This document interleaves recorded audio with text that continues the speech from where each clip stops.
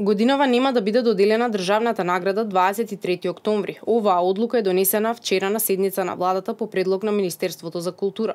Министерството го предложило тоа на владата врз основа на информацијата дека на комисијата за доделување на оваа награда мандатот и завршил во февруари оваа година, а претходната влада не покренала постапка за формирање нова.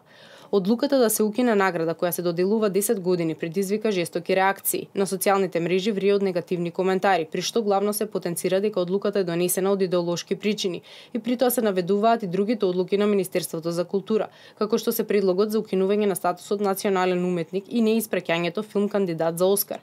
Се најавува дека ќе се испитува и потребата од постоење на музеот на македонската борба, познат како музеј на ВМРО. Станува збор за музеот кој во последниве години уриваше рекорди во бројот на посетители. Во однос на укинувањето на наградата, факт е дека новата влада пропушта шанса да демонстрира државнички манир и да излезе од партиските ровови, бидејќи денот на ВМРО треба да ги обедини сите граѓани на државата. Од владината прес-служба вела дека биле пробиени сите други рокови за пријавување кандидати за оваа награда.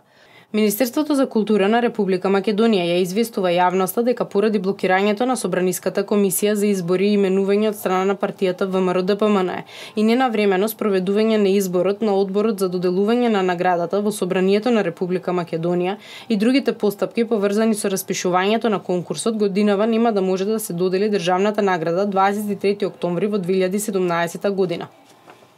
Наградата 23 октомври се доделува од 2007 година за остварување во областа на науката, културата, образованието, заштитата на државните интереси и промоција на државните приоритети, вредности и културно-историско наследство на Македонија.